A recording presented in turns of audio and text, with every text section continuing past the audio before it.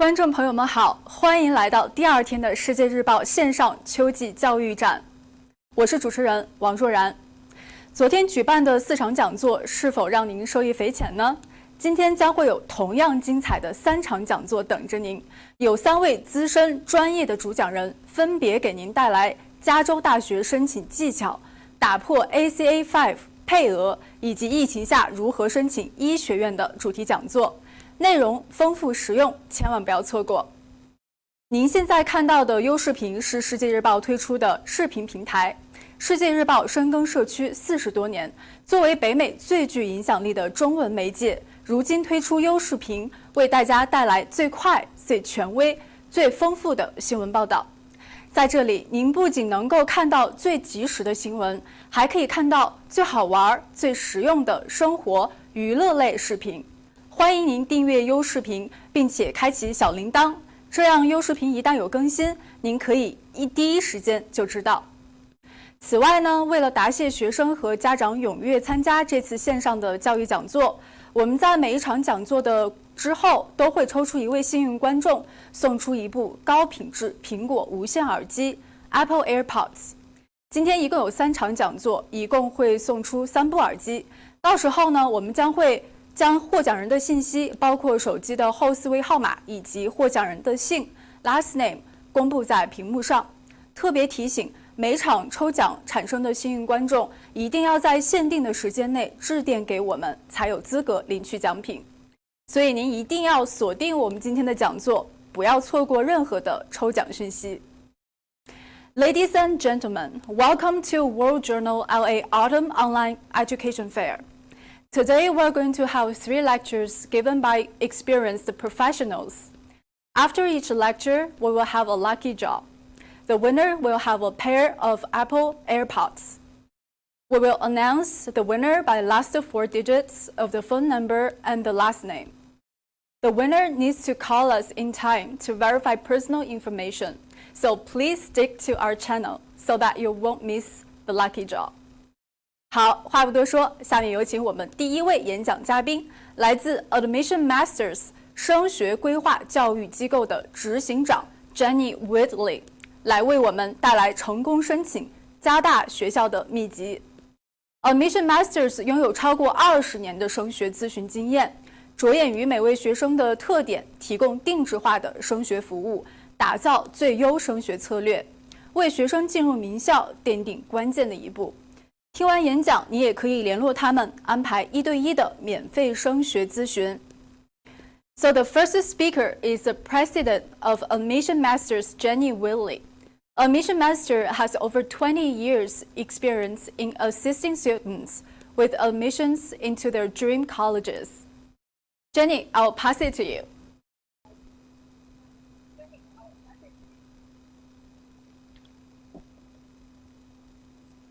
Hi everyone, thank you World Journal. 你好，我的名字是 Jenny. That is all I know when it comes to Mandarin, and I apologize. But thank you guys so much for having me here today. My name is Jenny Wheatley, as the host mentioned, and I just want to thank World Journal so much for bringing this opportunity to our community.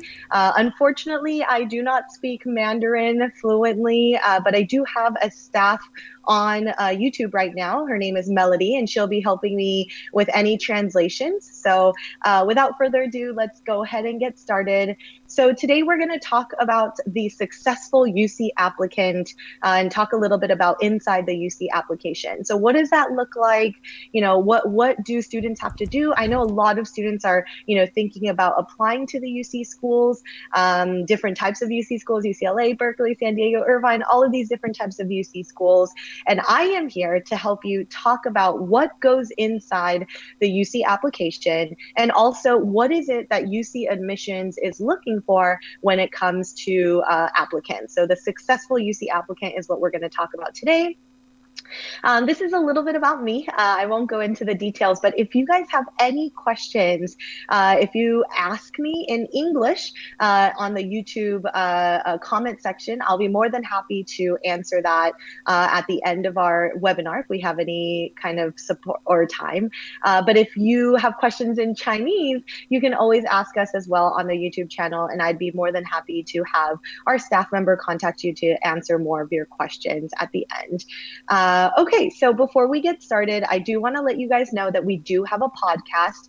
I hope some of you guys are listening to podcasts these days, but basically we talk about different parts of the college admissions through the podcast. So if you had questions about what classes to schedule in 9th grade, or what to do in 10th grade, what activities should I do, all of these different types of questions, you're actually more than welcome to listen to our podcast. It's completely free.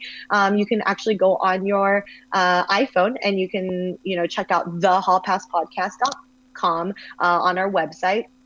And you can check us out. And we have a lot of different types of seasons and different podcasts, little quick episodes on things that you might be interested in. So come and check us out, www.thehallpasspodcast.com. Okay, so let's talk about UC admission. So obviously this year, UCs are getting more and more challenging to get accepted. It's becoming more and more difficult to get into college. I know this is really tough. But anyways, let's talk a little bit more about UC admissions and look at the data. So I'm sure some of you guys have already seen this, but this is UCLA and UC Berkeley. UCLA had 108,874 applicants, and it is the #1 most popular college to apply to in the world. So it is a very popular college to apply to, and their acceptance rate is about 14%. And unfortunately, with UC admissions, that admit rate is probably going to get lower and lower with more and more students trying to apply. And as you guys know, the UCs this year have gone test optional, which means that if you don't have an SAT or ACT, you can still apply to the UC schools. So that just means more students are probably going to be applying to the UC schools. Just so you know, this is something that you want to be aware of. So I did put the ACT and SAT composite scores up there for reference. I know that the UCs are test optional this year, but test optional means that you can still submit the test scores if you would like to. So if you are still interested in submitting, you said, I already have a really great SAT score, I have a really great ACT score, then go ahead and submit it. Good test scores are only going to help you at this point. So you're more than welcome to submit test scores if you want to, but you do not have to. It is test optional. So that is something I do want to mention to you. But overall, if you look at this really quickly, you'll see something called the high school GPA. And the high school GPA is something that the UCs are going to be looking at when they want to admit you. And so for the UC system, the high school GPA is based on the UC GPA.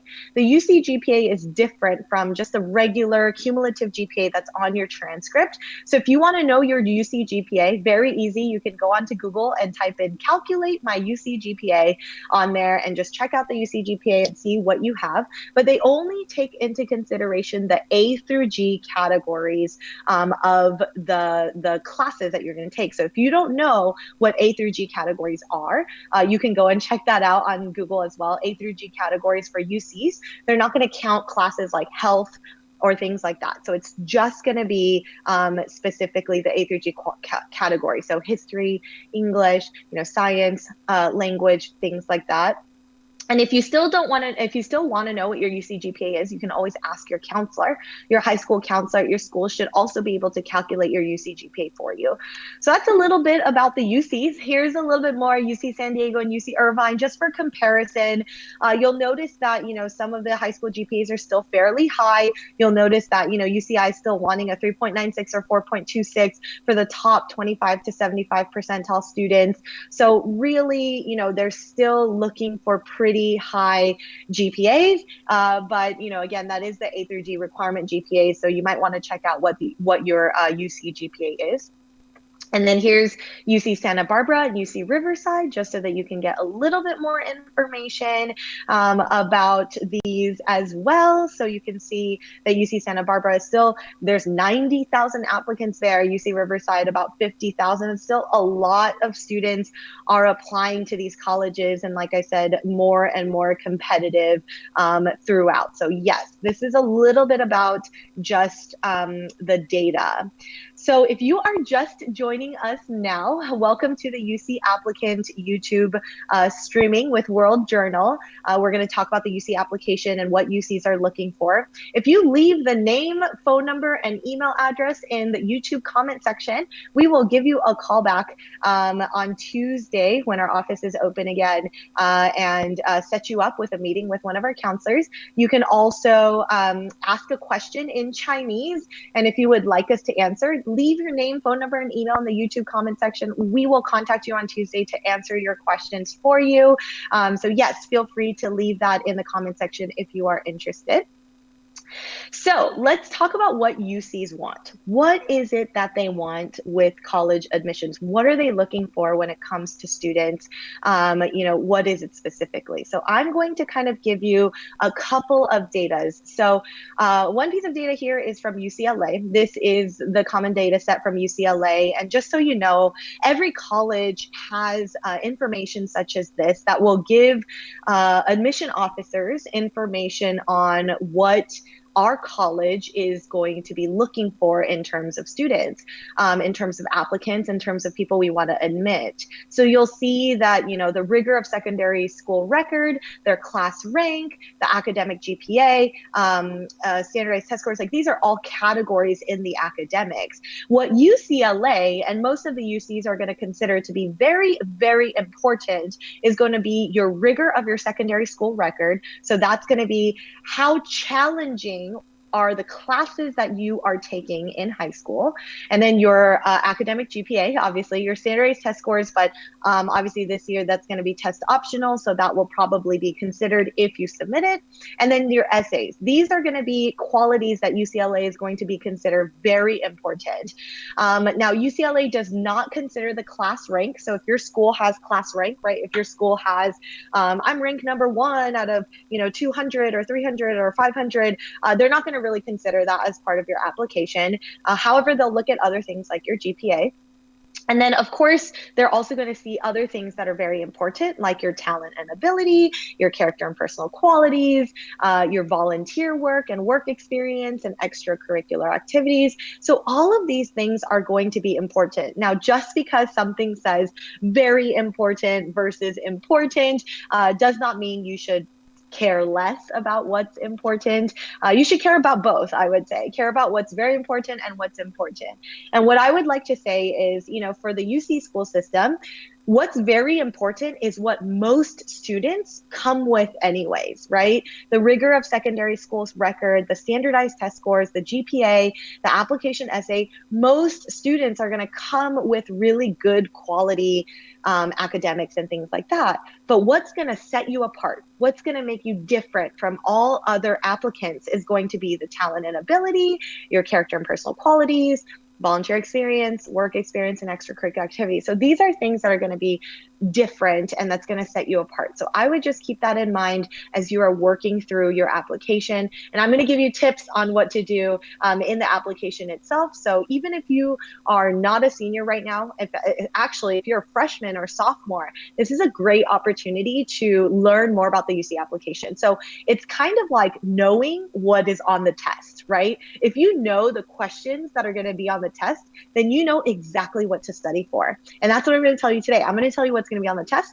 I'm going to tell you what's going to be on the application so that you can prepare from 9th grade all the way to now exactly what you need to do to stand out as a UC applicant. So let's look at UC Berkeley.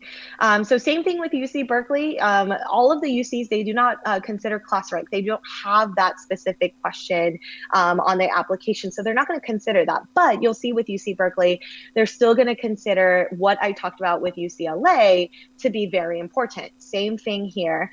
And then on top of that, UC Berkeley said they do consider extracurricular activities, your character and personal qualities, volunteer work, and work experience, just slightly different different from what they have here, you know, where they see kind of the character and personal qualities and the talent and ability. Berkeley said they're focused more on these other elements as important, right? So this is something that you can look at and consider as well. And then here's UC Irvine, same thing, again, rigor of secondary class record and test scores, GPA, application essay, those are going to be the same. Then they're going to look at extracurricular activities, talent, ability, character and personal qualities, your state residency is what they consider important. And so I want to say something about UC Irvine state residency. UC Irvine likes to admit students who are California state residents. They consider that to be important. One of the missions for UC Irvine is to provide quality education for students in the state of California. So I would definitely say that the state residency is important for UC Irvine. So if you're going to have an advantage if you live in California and you're applying to UC Irvine versus if you're living out of state, or if you're an international student, you'll have a slight advantage if you are living in the state of California. And they also consider volunteer work to be important. So just want to kind of share this. And I see that people are commenting on YouTube with questions, and I will get to those towards the end. So please continue to ask as many questions as you want in English so that I can answer those questions at the end, okay? So here's UC San Diego. You'll notice that they actually consider extracurricular activities, talent, ability, volunteer work, and work experience to be very important. And then you can kind of see what they consider important and considered and not considered. So this is a little bit about UC San Diego. So even with the UCs, you guys will notice that, you know, they all have differences, even slightly, for each of the colleges. Some consider, you know, extracurricular activities to be very important. Some consider, you know, state residency to important, right? So every one of these colleges have different things that they consider to be important.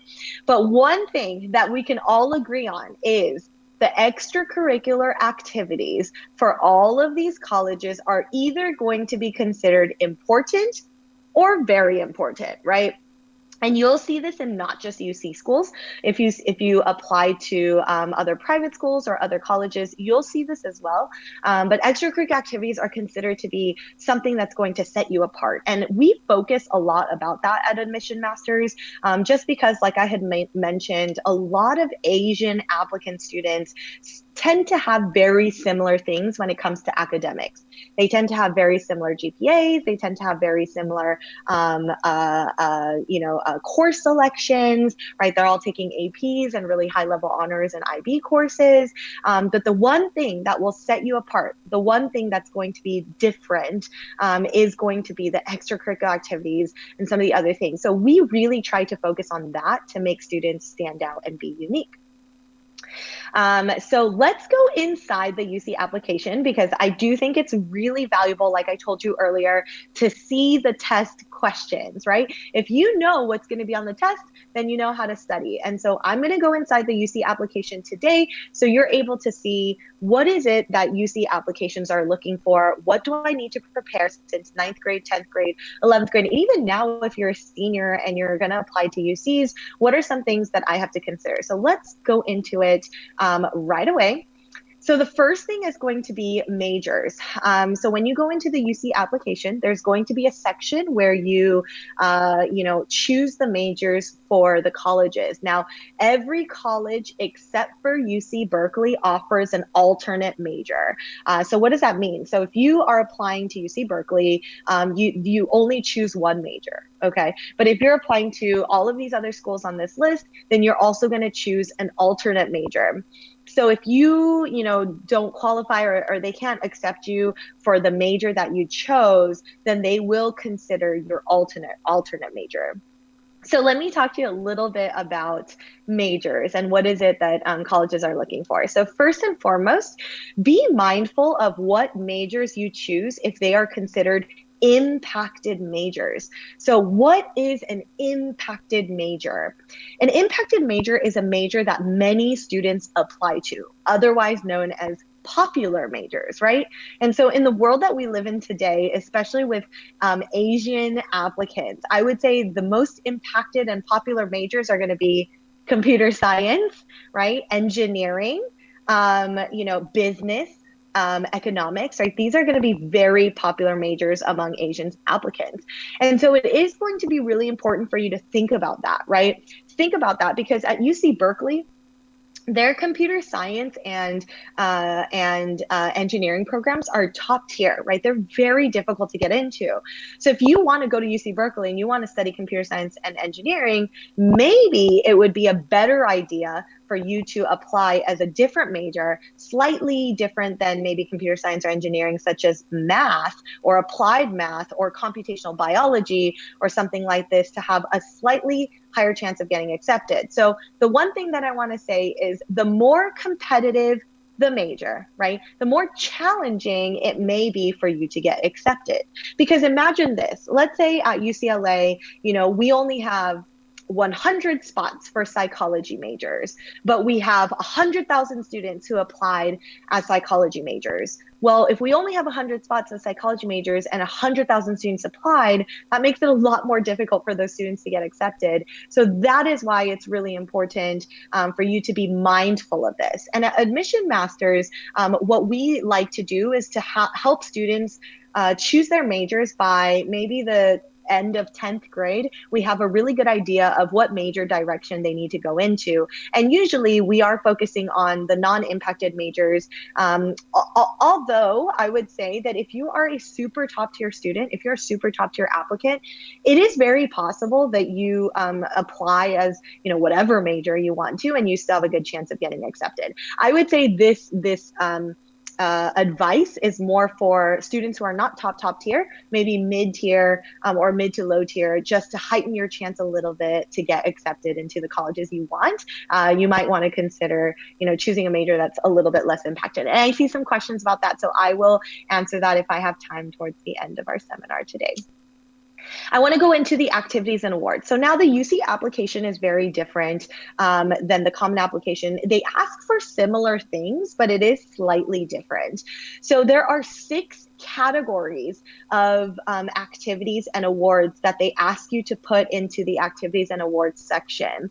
And the 6 categories are award or honor, the educational prep programs. These are going to be summer programs or any educational prep programs. Leadership programs count. So just to name a few, like maybe you went to the CATA Leadership Conference, or maybe you went to the Stanford Cardiothoracic Surgical Summer Program, right? These summer programs are considered educational prep programs, so you can add those as educational prep programs. And then, of course, there's extracurricular activities, so that's like hobbies, clubs, sports, or anything else that you want to talk about here. And then other coursework. So these are courseworks that do not fit in the A through G category. So remember I told you guys earlier that there is something called the A through G category for your UC GPA. They have a space in the activities and awards section. If you have other classes such as ASB, or maybe you have like other classes like debate, those are not in A through G categories. So if you want to put those classes here in the activities and awards section, you're more than welcome to do that.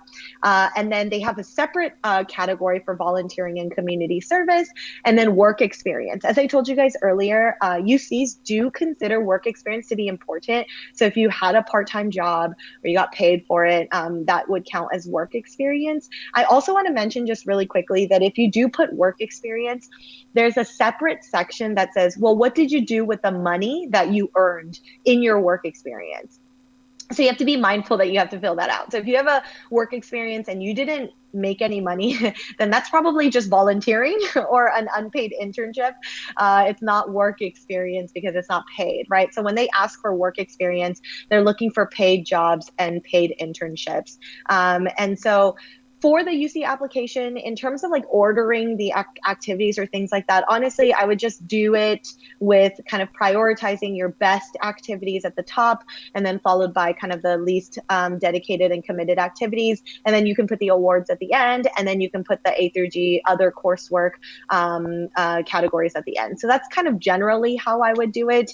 At Admission Masters, we help you guys with all this. So all of our students are actually now starting to work on their UC application. applications and common applications. So we go in and fill everything out with our students. But if not, I would say, like I said, start with the most important leadership positions and like the top tier, the top activities, followed by, educational prep programs, followed by awards and honors, and then followed by other coursework. So that's kind of how you can generally do it.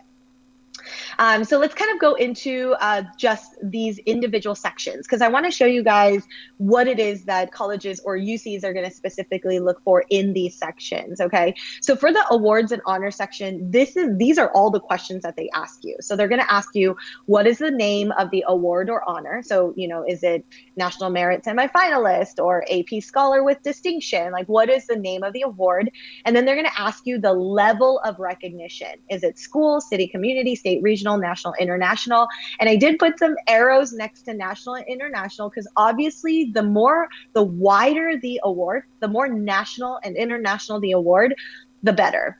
Now, if you got like 1,000th place in like a national award, but you got first place in like a state award, I would probably recommend doing the first place in the state award. But, depending on how difficult it was to get that in the national, international level, that's just something you can consider. They're also going to ask you, what type of award or honor is this? Is it an academic? Is it a non-academic, right? Did you get this, by doing competitions and programs, or did you do this by doing athletics or leadership or volunteering and community service, right? So they'll be asking these questions. They're also going to ask when you received it, right? Did you receive it? So some schools have like honor roll or dean's list, where if you have a good enough GPA, then you get, these awards. So if you were to do that, you can actually put 9, 10, 11, 12. Maybe you got it every single year, or I know 12th grade, maybe you didn't get it yet. So you can just put 9, 10, 11, right? So that's just something that I would think about and consider. And then what are the eligibility requirements for this award or honor? So this is where you're going to write in, well, what are some of the things that this honor, like how did you get this award or honor is what they're going to look for.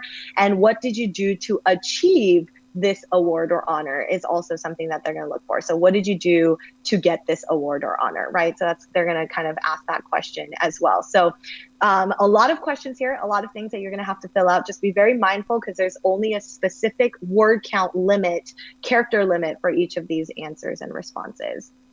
For activities, they're going to ask you, what is the name of the activity? So if you're in a club, what is the name of that club? Then they're going to ask you, what did you do, right? What did you do? Do you have leadership positions? What did you do in that leadership position? What I would recommend for this section is to actually highlight your leadership positions. If you're president in 11th grade or president in 12th grade, vice president in 11th grade, I would list that.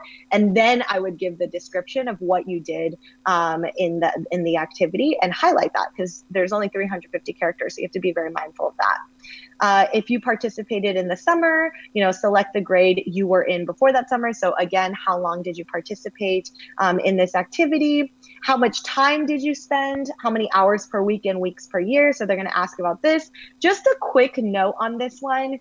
Hours per week and weeks per year. Number one, there's only 52 weeks in a year. I had students write like, I did this for 70 weeks in a year. I'm like, there's not 70 weeks in a year. There's only 52 weeks in a year. Okay. So don't put 70 weeks, 52 weeks in a year if you did it every single week. Otherwise, if you only did it during the school year, that's probably about 36 to 38 weeks per year. Again, if you did it every week, but if you did it once a week in the year and once a week, a month per month, then that would be 12 weeks per year. And hours spent per week, I wouldn't put any more than 40 hours per week, because that's already a full-time job. But you're a student, you go to school, so there's no way that you can do something for more than 40 hours a week. So I would just be mindful of that. But just estimate and tell what colleges are going to want to see here is not how much time you spent. The more hours, the better. That's not it. What they're actually looking for is how you're able to balance your time, right? So how are you able to do these activities and balance your time? That's what they're going to be looking for. Community service. So for the community service section, they're actually going to be asking, again, the name of the organization, program, school, or group that you volunteered for. So that's the name of the organization. And then they want you to describe the organization. So what is the mission? What does this organization do, right? What is their purpose? That is what you're going to put here, separate to the next question, which is what did you do in the organization, which is a lot more, right? This is separate from what does the organization do? What did you do as part of the organization? And this is where you talk about, your leadership positions and what you did in the organization, your roles and responsibilities and things like that. I would recommend that you do fill out the full character word count if possible. If not, try to get as close to it as you can, just so that you can give more information. And same thing, like we did for the activities, they're going to ask for the hours per week and weeks per year, and then when you volunteered for it as well. So they're going to be asking all of those questions. So if you are just joining us now, again, if you put your name, phone number, and email in the YouTube comment section, you are here for the UC, Inside the UC Application webinar. Feel free to share your information with us, and we'll give you a contact. We'll call you on Tuesday and answer any questions that you have. Otherwise, go ahead and ask questions via via YouTube in English, and I can try to get to them at the end. So let's go to the next part of this, which is the essays. And I do want to kind of spend a good amount of time just kind of talking to you about this, because the UCs do have quite a few essays that you have to write. So they give you 8 essay topics, and you have to choose 4 of the 8, and they are 350 words each. Okay, so just to say that again, there are 4 out of 8 essays that you have to respond to, and each are 350 words. Okay, so 350 words each for 4 essays. So I'm going to talk to you guys a little bit about these essays, because my students, actually Admission Masters, we start thinking about essays as early as 9th and 10th grade. Why? Because if you are doing activities and you are going through experiences, but you are not reflecting on those experiences, if you are not spending enough time thinking, hey, what did I learn from this opportunity? Or what did I gain from this experience, right? If you're not thinking and reflecting on this, it's going to be hard when you come to your senior year or your junior year. Actually, for our students, at the end of junior year, we start brainstorming essays.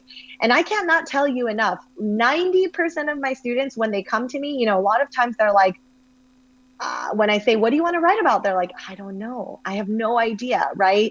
And I'm like, but you were president of this club. How come you don't know what to write about? They're like, I didn't do anything as president of this club, right? And we don't want that to happen. So starting from 9th grade, we train our students to really think about that. We train our students to reflect. We train our students to really think about, what it is that they have to do, what it is that they should be considering.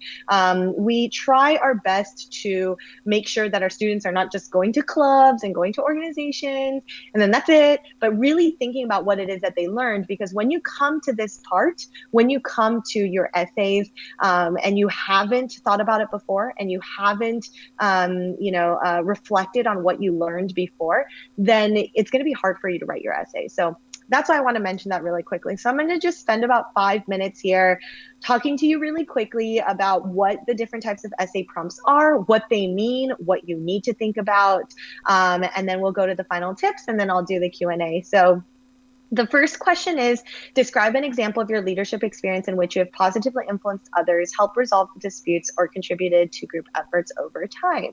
So this is an opportunity for you to talk about leadership. Now, leadership doesn't just have to be when you're president or vice president. In fact, my students talk about leadership about just helping a neighbor, or helping someone in their classroom, or being a leader in their home. Maybe they're the oldest of 3 siblings, or the oldest of 2 siblings, and they had to do something as the oldest sibling. You can talk about that. That is still considered leadership. So leadership is very wide, but this is an opportunity to really go into that. Every person has a creative side, and it could be expressed in many ways: problem solving, original and innovative thinking, artistically, to name a few. How do you express your creative side? So I think that a lot of students think that this essay has to be for students who do art or music, or, dance or, something like that. But honestly, creativity could be a lot of different things. Creativity could be how you solve a problem. Creativity could be, engineering or robotics. Creativity could be when you did a research and you did a lot of trial and error and you had to fix things every time you had an error. Creativity could be a lot of things, so it's expansive. What would you say is your greatest talent or skill? How have you developed and demonstrated that talent over time? If you are a student with a lot of awards, you are a really great musician, you do really good speech and debate. If you are a student with really a lot of awards and a lot of talents in a specific area, this is an opportunity to express that. Now, this is not the time for you to be like, I got this award and I got that award and I won first place, because the activities and awards section on the application will help you to do that. This is actually the opportunity to show me your growth. So how I wasn't this good all the time, right? Here is how I grew. This is my commitment and dedication. Here is how I got better. And when things were challenging, here's what I did to improve it, right? That is what they want to see here, not the list of like, I got first place and I got national championship. Like that's not as important because we already talked about that. And some more essays, as I had mentioned. So describe how you have taken advantage of a significant educational opportunity or worked to overcome an educational barrier you have faced. So if you are a student that didn't get such good grades and you had a lot of educational barriers, maybe a language barrier or something like that, you're more than welcome to talk about that here. I would also say this is a good time for you to show your resilience, right? How you overcame your challenges, which is what colleges are going to want to see. Describe the most significant challenge you have faced and steps you have taken to overcome this challenge. How has this challenge affected your academic achievement? So just really quickly, when they talk about significant challenge, and there's 350 words to talk about significant challenge, you should only spend about 150 words on the challenge and 200 words on your growth. How you overcame the challenge, who you are today because of the challenge. The whole essay shouldn't be the challenge, okay? So make sure you're focusing more on how you overcame it. Think about an academic subject that inspires you. Describe how you have furthered this interest inside and outside the classroom. My students who are going to apply to private schools, a lot of private schools ask the same question: why this major? Why do you want to major in this major? And this question is very similar to that, right?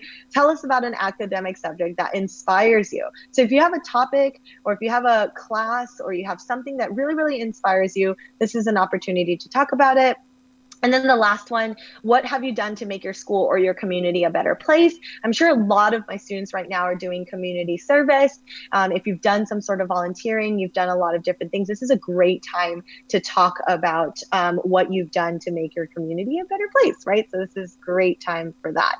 I do want to tell you guys actually really quickly that the UCs do have one more prompt, which is what makes you stand out as a UC applicant, or what makes you a strong UC applicant. That's prompt number 8. I didn't write it here simply because I feel like that's probably the most broad prompt, but they do have that 8th prompt as well. What makes you a strong UC applicant, right? What makes you stand out as a UC applicant? And honestly, it's just a very broad prompt. You can talk about almost anything in there that you feel like makes you a strong applicant or stands out. So yeah, that's pretty much exactly what I feel like you would have to kind of discuss. And this, a lot of times, I feel like a lot of my students go into personal stories for prompt number 8. They go into personal stories and personal experiences. So yeah, that's just a little bit about that. I'm going to go into the Q&A. I know that I talked about a lot of different parts here. So if you guys have any last minute questions, this is a great time for you to ask any questions. I do want you to check out our podcast and contact us to get a free consultation. We do offer free consultations. So if you have any questions, I'm more than happy to answer your questions, and you can contact us for a free consultation. Here's our phone number and our email address. We do check this out. So our office is actually open on Tuesdays. So if you Tuesday is when we open. So if you call us or email us, we'll get back to you on Tuesday. So let me go ahead and start with just answering some of your guys' questions so that we can dive right into it. So let's go with the first question. Is it more difficult to apply to UC school than private college? My answer to that question is it really depends on your where you live, first of all. So if you're living in state in the UCs, it's going to be probably easier for you to apply. But it also depends on the private school, because there are private colleges that are lower tier than, say UCLA, UC San Diego, UC Irvine. Those schools have higher percentages of getting accepted. So that's a very broad question. I would say it's really, really hard to kind of hit that. So I think that the biggest thing is it depends on the college, to answer your question. For UC school or private school, it depends on the college, and based on where you're thinking in terms of applying, it would depend. But if you are in state, if you are living in the state of California, applying to a UC school, is going to be a higher chance than someone applying from out of state as well. What if the school doesn't offer many AP courses? That's a great question.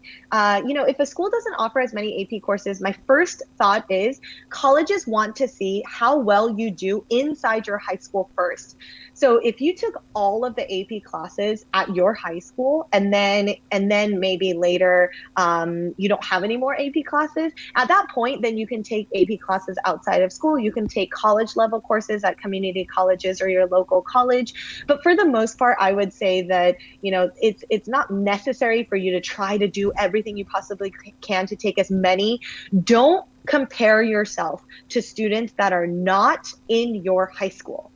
Compare yourself to students at your high school. If there are students at your high school that take all the AP classes at your high school and then take more, then yeah, compare yourself to them and you should probably be competitive. But if your high school's students don't apply to that many, or they don't have as many AP classes, they just do what their school provides, then focus on that, because they're never going to compare you to a school that has 10 more AP classes than you, because that's not really fair. How much do UCs tend to give out in terms of financial aid? That is also a really good question. If you are an in-state applicant, and also even if your visa status is not a citizen or permanent resident, if you have lived in the state of California as a resident for 4 years and have attended a high school in California, they count you as an in-state applicant. So if you live in state, then and you've lived here for 4 years throughout high school, then financial aid will be helpful for any of my in-state, any public schools. They'll do really well with financial aid because they want students to be able to afford it. Let's go into, is it better to choose an unimpacted major and then try to transfer into an impacted major? Great question.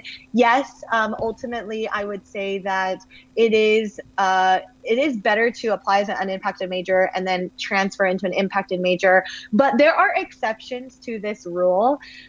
So for some colleges, like with the engineering and comp sci at UC Berkeley, for example, it gets a little bit tough for you to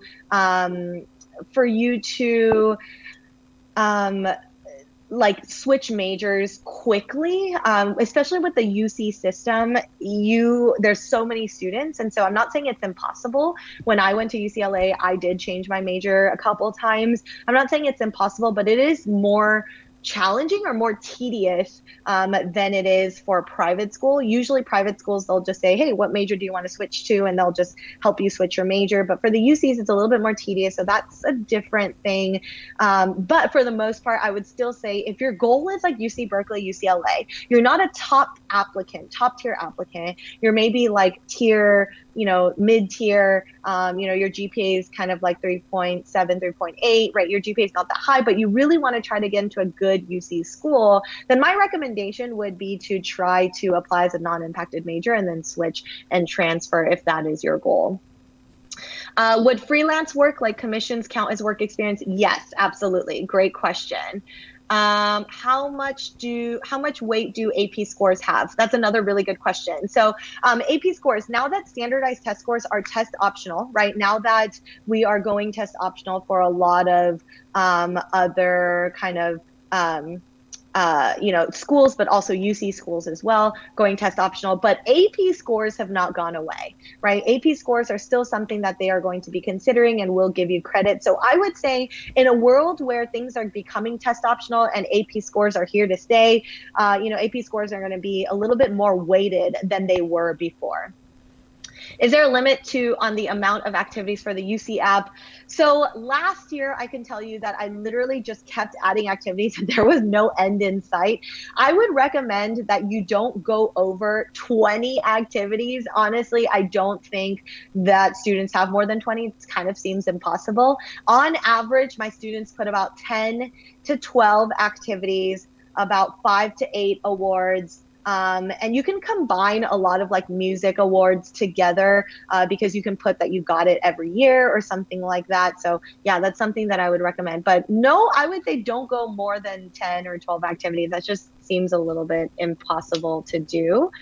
What kind of volunteer work can students do during the quarantine? I know I just had a webinar about this.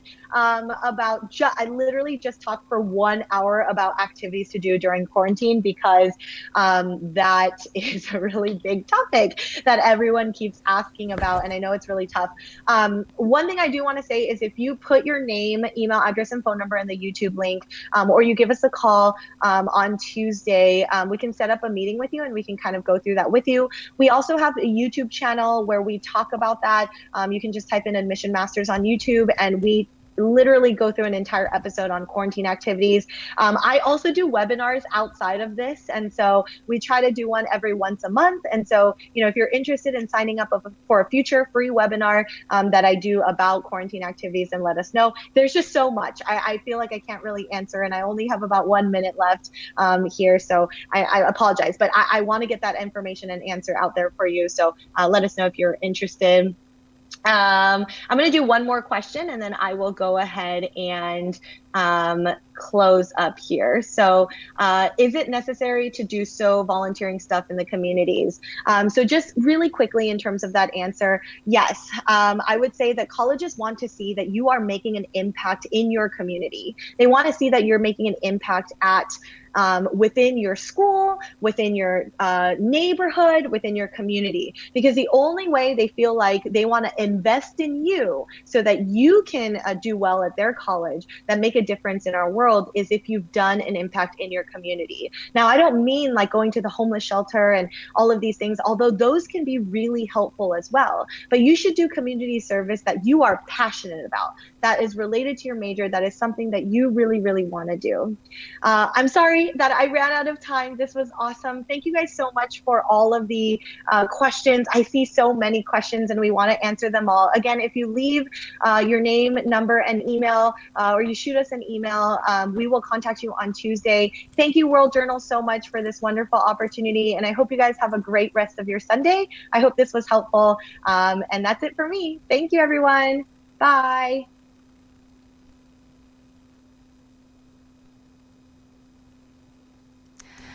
好，感谢 Jenny 的精彩的演讲。那如果观众朋友们有疑问的话，也可以联系他们做1对1的咨询，联系的方式就在视频的下方。好，下面是激动人心的抽奖时间啦！我们现在呢会抽出1位幸运观众，送出苹果无线耳机1副。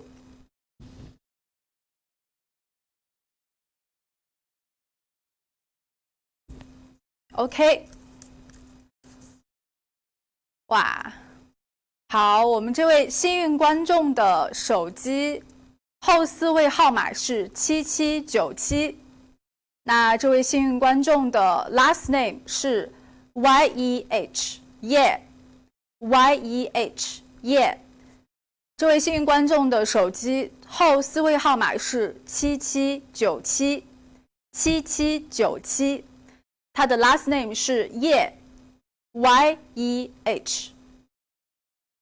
So the winner's last 4 digits of the phone number are 7797, and the last name is YEH.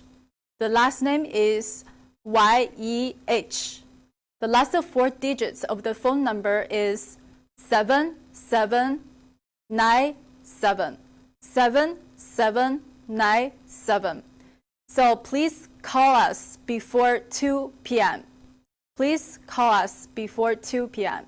这位获奖观众呢，一定要在下午2点前打进我们的报社。我们报社的电话是323-268-4982转分机255。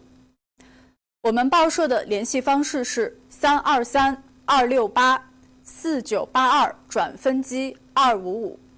The winner must call us at 323-268-4982 with extension number 255. The winner must call us at 323-268-4982 with extension number 255. 好，我们接下来还有两场非常精彩的讲座，到时候呢我们会送出更多的 Apple AirPods。欢迎您继续收看我们的教育讲座。观众朋友们可以点击优视频的播放列表里面的下一场的直播列表进行收看。我们待会儿见。